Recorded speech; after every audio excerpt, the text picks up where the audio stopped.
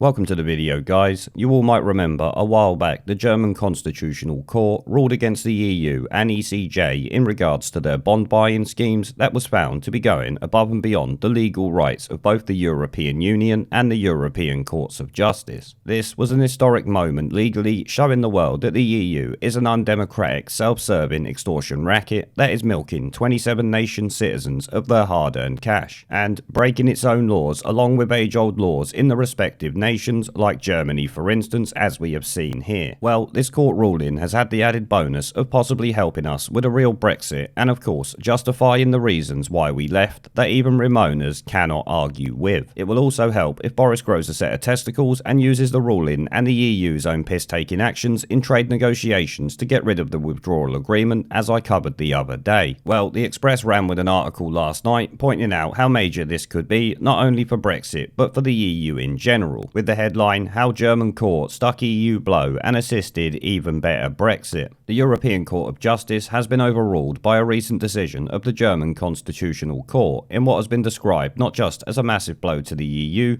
but also an immense support to Britain's successful exit from the bloc. The German Constitutional Court ruled that the European Central Bank (ECB) public assets purchasing programme ultra-vires, meaning it was acting beyond its legal power. This has been the cornerstone of the whatever-it-takes approach to preserve the euro set by the bank's former president, Mario Draghi. Before that, the German court took another extraordinary step. It disregarded the judgment of the ECJ that validated the ECB's decision by labelling such a decision ultra-virus too.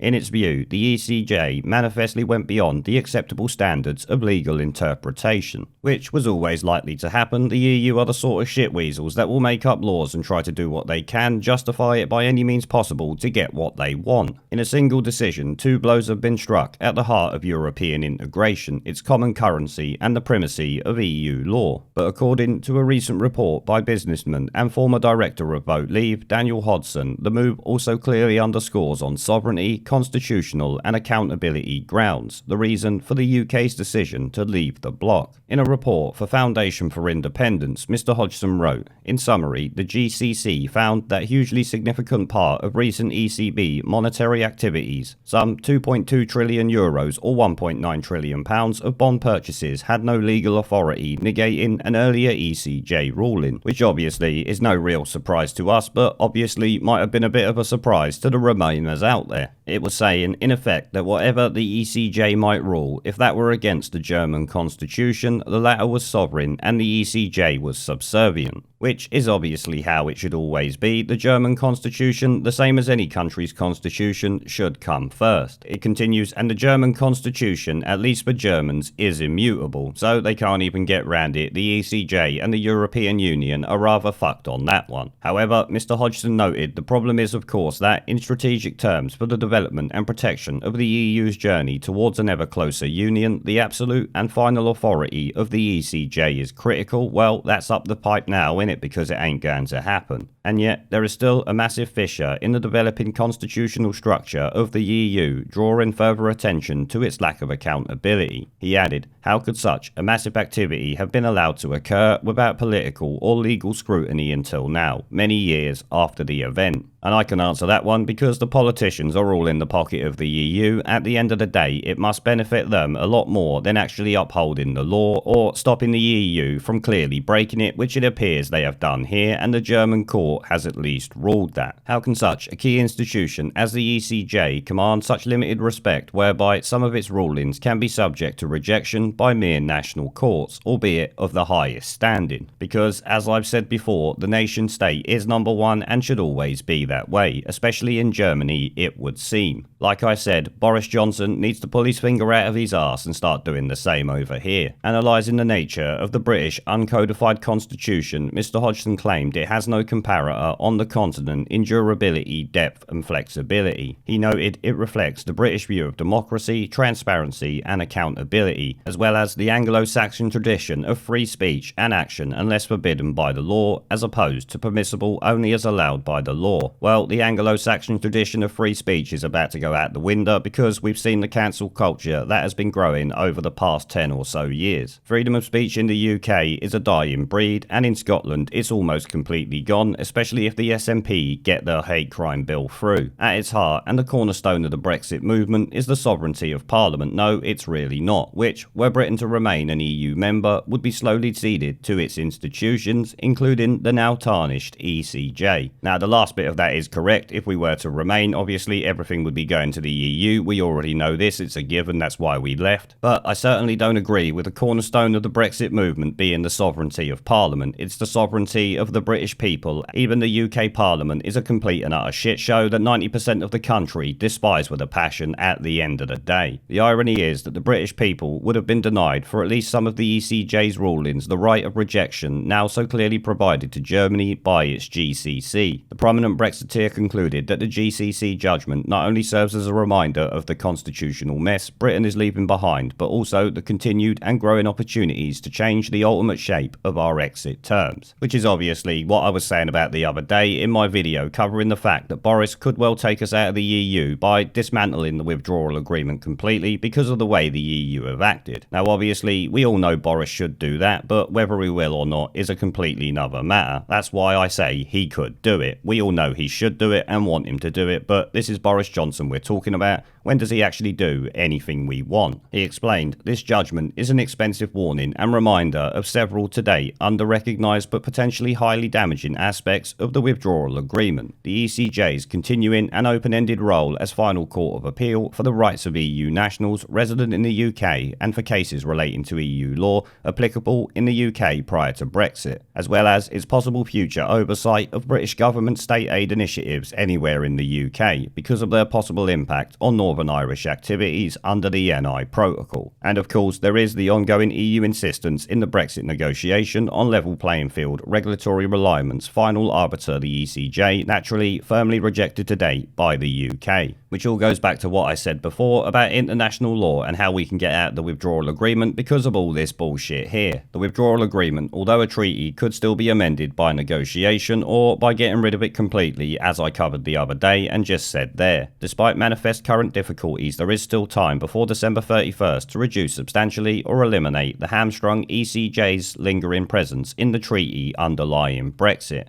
Let's salute those wise German judges and go for an even better Brexit. And I would have to agree with that. Well done to those German judges there for taking the ECJ to task and calling out the European Union for its bullshit. Well, it would seem even more evidence is coming out that the EU is a complete shit show, which is no surprise to us. But once again, Boris Johnson needs to pull his fingers out of his arse, go over to the EU and say, look, you change this withdrawal agreement or we're going to scrap it completely under international law because you're a bunch of snivelling shitweasels that are acting like a bunch of cunts.